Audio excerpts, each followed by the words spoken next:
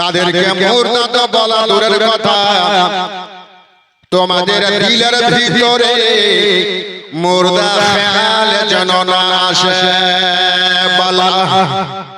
বলকে তারা জিন্দা ইনদা রাব্বিহিম ইরযাকুন, আল্লাহর তরফ হইতে কিনারা রোজে পাচ্ছেন এবং পাবেন, তাদের জন্য কোনদিন রুজি বন্ধ হবে না। জোরে বলুন। সবাই জানি বাবা এটা হজের মাস চলছে, এরপরে বাবা চলে আসে মুহররমের মাস। আর এই মুহররমের মাসে আমার আপনার নবীর কলেজার টুকরা মা ফাতেমার দুলারা শির খোদা আলে নূর নজর হাসান কারীমান রাদিয়াল্লাহু তাআলা আনহু, তিনি জামে শাহাদাত দান করেছেন বাবা।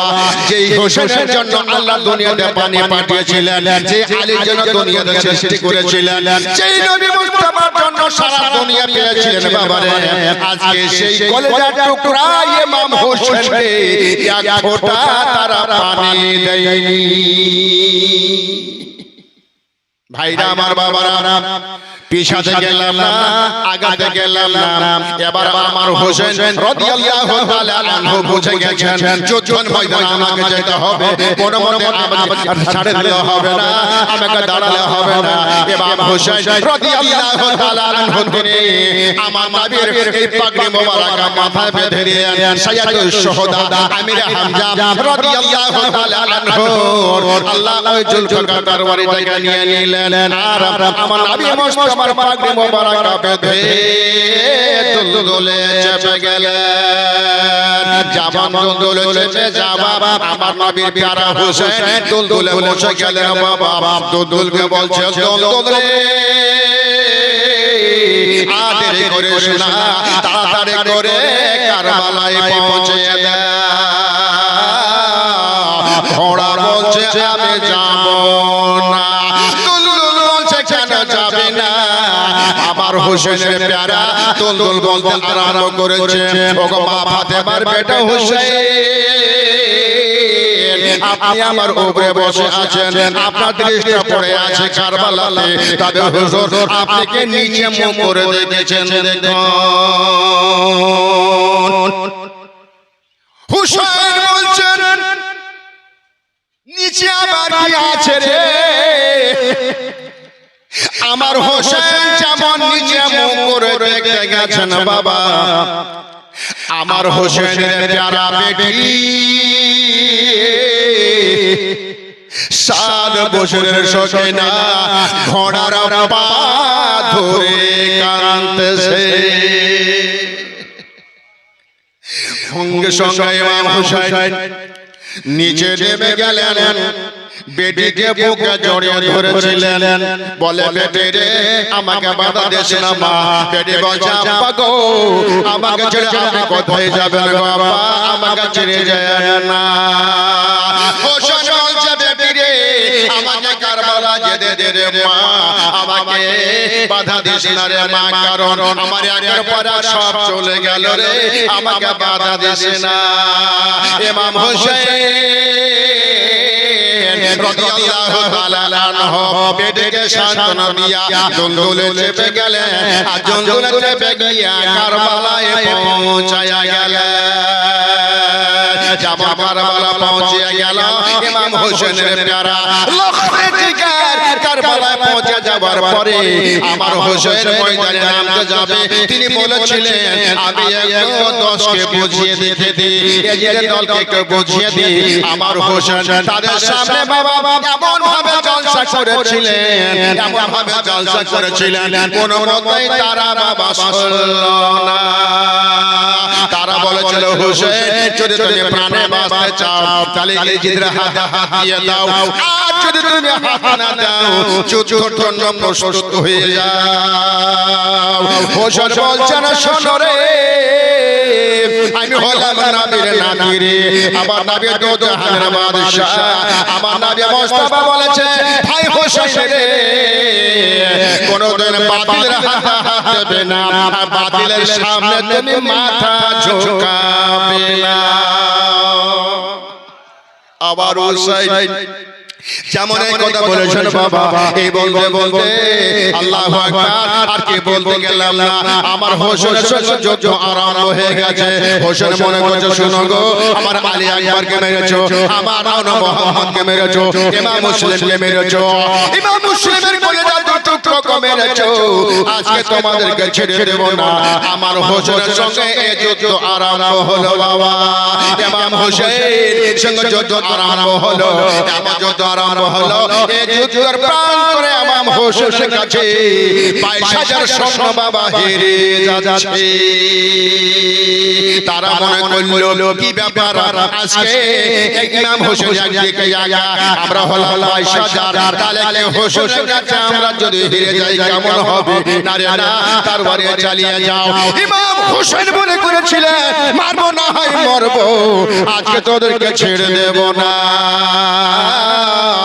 আমার হোসেন রাদিয়াল্লাহু তাআলা আনহু ওই কারবালার প্রান্তরে যা শক্তি ছিল বাবা প্রয়োগ করে দিলেন। ইমাম হোসেনের তরবারির কাছে কেউ বাবা টেকতে পারে না, ভয়ে ভয়ে সরতে আরম্ভ করেছে।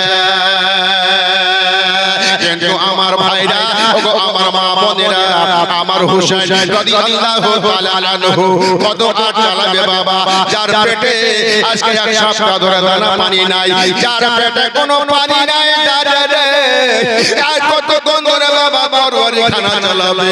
আবার হোসেন রাদিয়াল্লাহু তাআলা আনহু ওই কারবালার প্রাণ করে তরবারি চলে যাচ্ছে। এবার হোসেন রাদিয়াল্লাহু তাআলা আনহু তরবারি চলে যায়, কিন্তু ভাইরা আমার মা বোনেরা, তরবারি চালাতে চালাতে আমার হোসেনে এমন করে একটা তীর মেরেছিল বাবা, ওই তীরখানা আবার হোসেনের চোখের এইখানে চোখের কোণে লেগে গেল, দুনিয়াটা অন্ধকার হয়ে গেল, হাত থেকে তরবারি ছোট জমিনে পড়ে গেল। আবার হোসেন কারবালার প্রান্তরে দুলদুল থেকে বাবা পড়ে গেলেন। হোসেন বলছেন দুলদুল রে, আর দেরি করিস না, যা তাড়াতাড়ি করে যা, আমার মাহালিয়াকে খবর দিয়ে দে রে, আজকে আমি কামিয়াব হয়ে গেছি। দুলদুল বলছেন যাব না। হোসেন বলছেন দুলদুল রে, কেন তুই যাবি না? বলে হুজুর, আমরা আজকে আপনাকে গ্রামে নিয়ে আসলাম, আমি যাব একা, আমাকে আপনার ছেলেরা আমাকে কি বলবে হুজুর, আপনাকে ছেড়ে আমি যাব না। হোসেন বলছে দুলদুল রে, দেরি করিস না, তাড়াতাড়ি করে যা, আমার আহলিয়াদেরকে খবর দিয়ে দে। যাও রে দুলদুল, কইর খবর আমার আহলিয়া যেন আর কাঁদে না, মনের দুঃখ মনে রইল, মদিনা যাওয়া হলো না।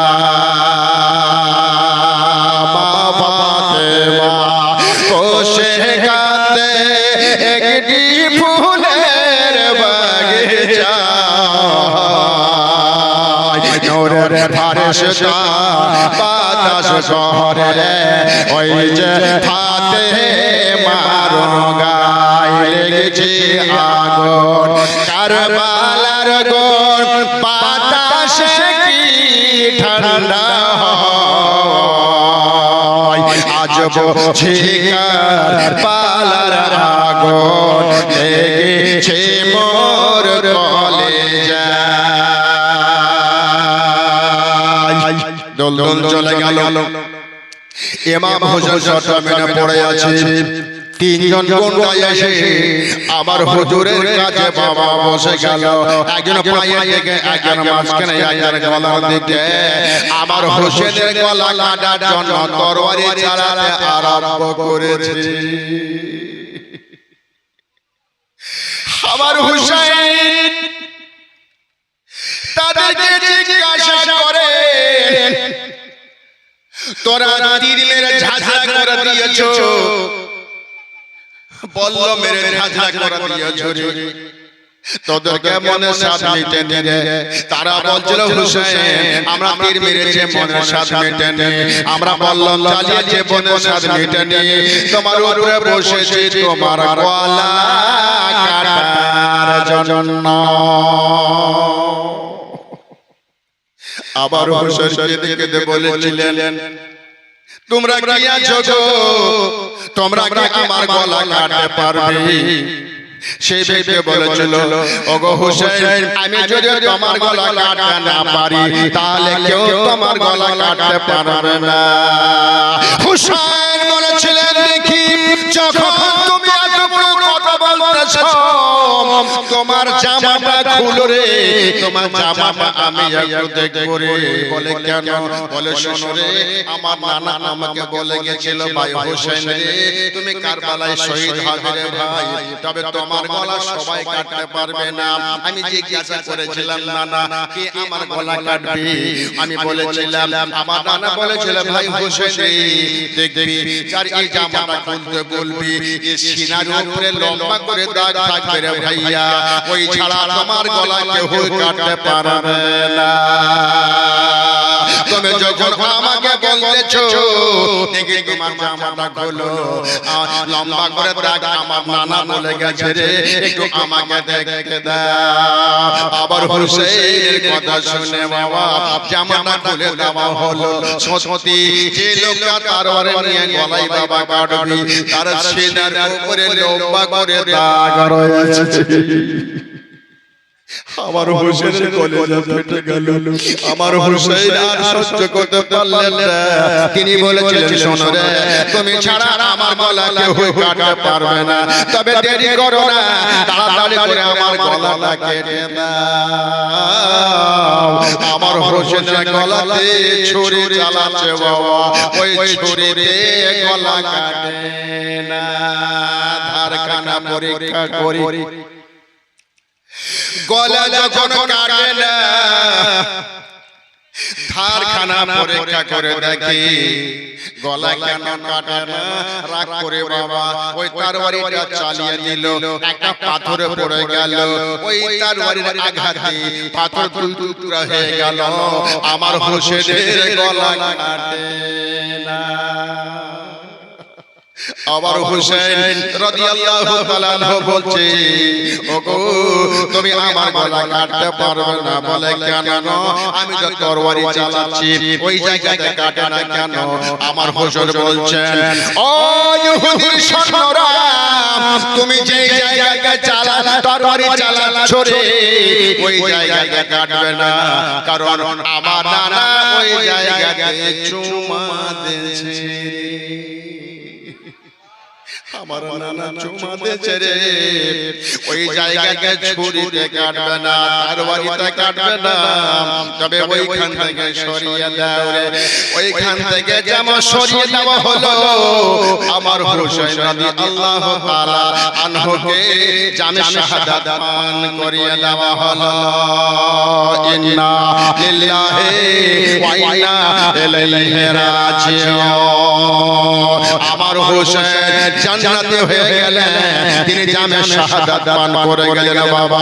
আমার হুসেন রাদিয়াল্লাহু তাআলা আনহুর মন্ডখানা তারা বাবা নিয়ে চলে গেল। অনেক বড় ইতিহাস ছিল, আমি বলতে গেলাম না। এবার আমার হুসেন রাদিয়াল্লাহু তাআলা আনহুকে শহীদ করলো ঠিকই বাবা, তারা কবর দিল না। কেমন তারা মুসলমান হুসেনকে শহীদ করলো। আমার আপনার গ্রামে যদি একটা মুসলিম এসে মারা যায় চাঁদা তুলে তুলে বাবা কাফনের ব্যবস্থা করে আমরা কবরস্থানে দেব, কিন্তু তারা কেমন মুসলমান ছিল। হাবাব নবী মুস্তাফা যার গালে চুমা দেয়, যার মুখে চুমা দেয়, যার গায়ে চুমা দেয় তাকে বাবা শহীদ করলো। তাদেরকে বাবা শহীদ করার পরে কবর দিল না, কবর দিল না। তারা কেবল মুসলমান ছিল বাবা। আবার হোসেন রাদিয়াল্লাহু তাআলা আনহুকে তারা কবর দিল না। তবে আমরা হলাম আমার হোসেনের গোলাম। নবী বলেছেন আমার হোসেনকে যারা ভালোবাসে কাল কিয়ামতের মাঠে হাত ধরে তাকে জান্নাতে নিয়ে যাব। জোরে বলুন সুবহানাল্লাহ। নারে তাকবীর, নারে রিসালাত, মাসলাকে আলা হযরত। শহীদ করলো বাবা, কিন্তু কবর দিল না। কিন্তু কাল কিয়ামতের মাঠে জান্নাত লাভ করার জন্য বাবা আমরা কাকে কবরে দেব?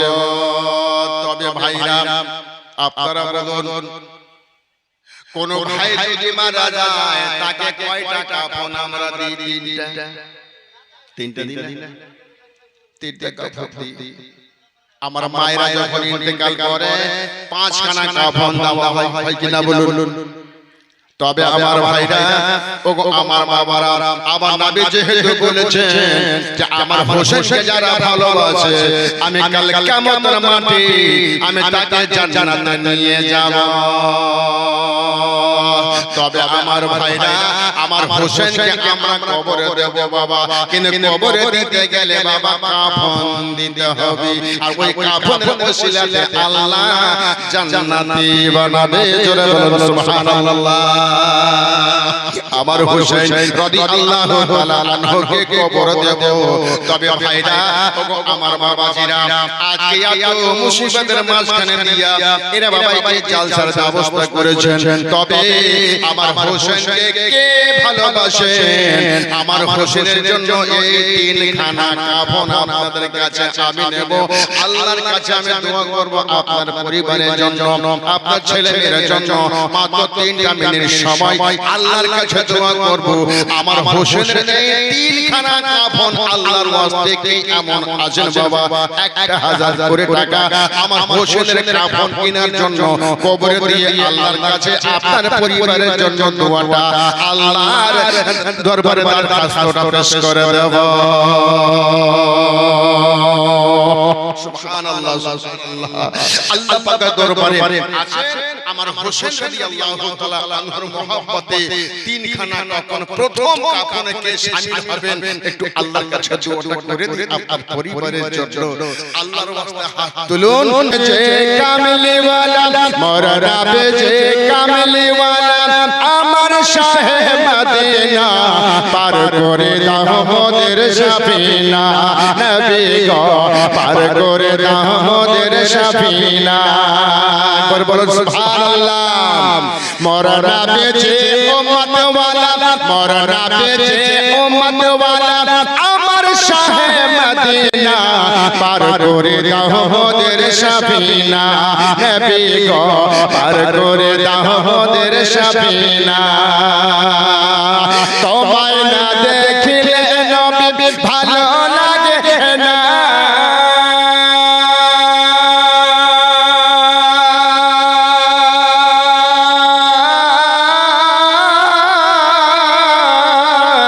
তোমায় না দেখিলে নবী ভালো লাগে না।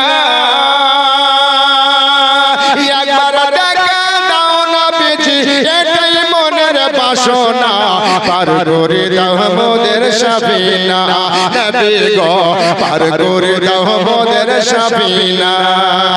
মোর রাবে যে উম্মত ওয়ালা, মোর রাবে যে কামলি ওয়ালা আমার শাহে মদিনা, পার করে দাও মোদের সাফিনা নবী গো, পার করে দাও মোদের সাফিনা।